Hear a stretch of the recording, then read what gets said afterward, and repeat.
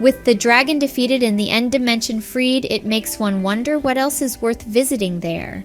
Positioned 1,000 blocks away from the central end island, we can find endless floating islands, occasionally housing end cities. These end cities hold unique and very useful items, which could greatly help in your adventures. Before we get back to the end dimension, we need to pack up on some important stuff to make our exploration safer and easier. We need food. There is one food source in the end, but we cannot guarantee to find it before we go hungry. Building blocks. We will be crossing vast expanse of void in search of end cities. I'll keep 2 stacks in my inventory and store the rest in our ender chest. Scaffolding. We will be exploring tall structures in the outer end islands. Ender pearls, for using the end gateways and for crossing small gaps in the islands. Some wooden trapdoors. Another way to use the end gateways. We'll learn about that when we reach the end. A bucket of water. We might fall off tall floating end cities. Potions of invisibility. I'll bring a lot of these because I plan to raid a couple of end cities. Potions of slow falling is optional. I will probably not bring them today. Firework rockets. We will get ourselves an elytra today. So we need these firework rockets crafted from paper and gunpowder to use that glider. I use 1:3 paper to gunpowder ratio to make firework rockets with level 3 duration. Some blaze rods to craft a new item from the end dimension. Our trusty bow. I'll bring my infinity bow for this trip to save on arrows. Our best armor with feather falling boots and our ender chest, of course, to safely store our loot. With all our gear set, we need to travel back to the stronghold and re-enter the end dimension. Locate the first end gateway portal generated from our last dragon fight. I said last dragon fight because we can actually fight the dragon multiple times with each successful round generating another end gateway. These portals create fast travel routes between the central end island and the outer end islands. Up to 20 of such linked end gateway portals can be created. To summon and fight the dragon again, you'll need 4 end crystals crafted from Eyes of Ender, gas tears, and glass. Place 4 end crystals on the bedrock exit portal frame like this, and the ender dragon will be resurrected. We'll leave the rest of that in another episode. To use the end gateway portal, you can pillar up to it and throw an ender pearl directly at the portal. You will be teleported immediately to a new portal in the outer islands. Alternatively, you can use a trapdoor to get into crawl mode and crawl towards the portal.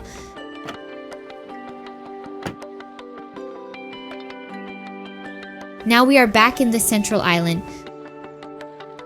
We'll also place a trapdoor on this portal, crawl in, and get back to the outer islands. We'll note our portal's coordinates because we might travel far into the outer islands in search for this end cities. Or we could just get lucky and find one right near our end gateway. End cities are tall structures with a main tower and several adjacent rooms which could contain loot chests. End cities are guarded by Shulkers, purple-colored box-shaped creatures which intermittently open to peer out and fire projectiles which causes you to float up in the air for a few seconds. These projectiles have a homing beacon and can lock onto you even if they cannot see you directly. Because end cities are tall structures, falling from heights after the levitation effect expires could be fatal. So before coming closer to these structures, I'm going to remove all my armor pieces and drink a potion of invisibility, just so we could get a closer look at these shulkers. For an in-depth exploration of potions, consult our dedicated guide. While closed, shulkers are protected in their shells and are immune to arrows. Once you attack a shulker though, all nearby shulkers will act like you don't have invisibility. Shulkers shoot bullets that inflict levitation for 10 seconds. These projectiles can be blocked with a shield or destroyed by attacking it. Shulker bullets also ignore the invisibility effect. Upon death, shulkers can drop a shulker shell. We'll get ourselves more shulker shells to craft a special type of storage box. End cities have rooms with loot chests containing some useful items, including a unique smithing template for armor. End cities are lighted with these end rods, which are aesthetically different and somewhat otherworldly compared to all the other light sources we have encountered so far. They can be oriented in all 6 directions and can even hang unsupported. We'll take some of these home with us. Using a chest and 2 pieces of shulker shells, we can make a shulker box. Place it down, right-click to open, and we got 27 slots of inventory space. What's special about these shulker boxes is that we can break them, and their contents remain intact, allowing for seamless relocation of large sets of items. We can place it inside our inventory, or even better, inside our ender chest. Shulker boxes allow you to carry more items with you, and these can be color-coded using dyes and even renamed in the anvil. Some end cities have end ships hovering several blocks away from an elevated bridge at the upper parts of these towers. We can throw an ender pearl to get to this ship or build a bridge. These end ships are guarded by multiple shulkers, and there's one below this bridge I'm standing on, but because we have invisibility still active, they're currently not firing at us until we get close enough. 2 special items can be found exclusively in end ships. One is this dragon's head right in front of the ship. The other one is an elytra on an item frame found in the ship's treasure room. Much like the main end city towers, the end ship's chests yield a trove of loot for intrepid explorers. We carried some firework rockets with us, and that means we can wear this elytra on our chest plate slot, jump off, tap space to activate glide mode, and we can safely land on the ground below.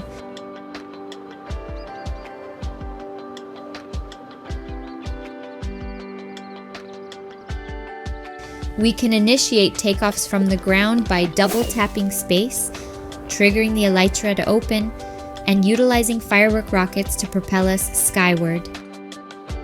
The effectiveness of the rocket boost hinges on the amount of gunpowder used during crafting, ranging from 1 to 3 tiers of duration. Once the boost from the fire rocket expires, the elytra behaves more like a glider, which can only go up if you're flying with enough momentum. Flying against solid blocks will cause damage, as well as hasty landings on any solid surface.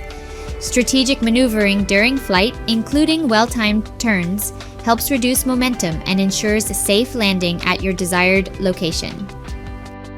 Elytras can be enchanted with mending and unbreaking on an anvil to prolong its use, and it can also be repaired with phantom membranes. Like other tools, repairing elytras on the anvil progressively becomes expensive. While the elytra does not vanish upon complete durability exhaustion, it will instantly cease to function. That means you'll fall off the sky if you don't mind repairing it before a long haul.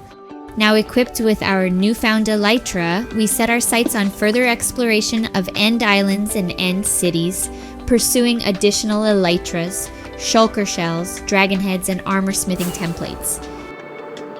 I think we just got lucky again to have another end city a few islands away from our first one. Shulkers do not naturally respawn once cleared from these end cities, so you'll have to keep exploring to collect more shulker shells. Shulkers can duplicate when hit by a shulker bullet, although the prerequisites for this phenomenon are intricate and require specific conditions to be met. To locate nearby end cities, we can temporarily dial up our render distance to around 30 chunks.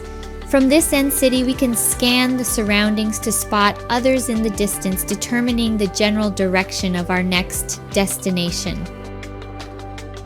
The only other unique items here in the outer islands are these tall purple-colored chorus plants. We can use our bow to get the topmost chorus flower and subsequently break the rest of the branches to get chorus fruit. Chorus fruit can be eaten even while on full hunger bar, and it will teleport you randomly up to 8 blocks away. Eating a chorus fruit can teleport you through walls, but because your target location is random, its unpredictability limits its applications. Chorus fruit can be cooked in a furnace to make popped chorus fruit. Contrary to how that name sounds and resembles a purple-colored popped corn, popped chorus fruit is non-edible. 4 pieces of popped chorus fruit can be crafted into a purpur block, the same base material which makes up the purple-colored highlight blocks of end cities. These can be further crafted into sub-block variants like slabs and stairs. Additionally, combining a popped chorus fruit with a blaze rod creates an end rod, the light-emitting block in the end cities. If you want to cultivate chorus plants in the overworld, make sure to take home chorus flowers and end stones to plant them on, as they exclusively thrive on the latter. To get home, you must travel back to the end gateway we exited earlier and teleport back to the central end island, where the main exit portal to the overworld is located. If you somehow got lost and could not find your way back into an end gateway, I got 2 ways for you to get home. Fly to the end 00 point over the 1000 block void using an elytra, or dump everything in your inventory inside your ender chest, including all your armor and tools, and jump off into the void. You will die and lose all your XP levels, so consider this as your last resort in getting back home.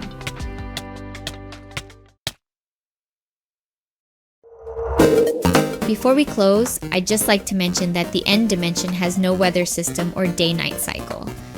Don't use your beds or respawn anchors here, as their deployment could lead to explosive consequences. If you opt to extend your exploration into the outer end islands in pursuit of additional treasures, safeguard your valuable loot by stowing it securely within your ender chest. This is Expense Sage. I'll see you in the next one.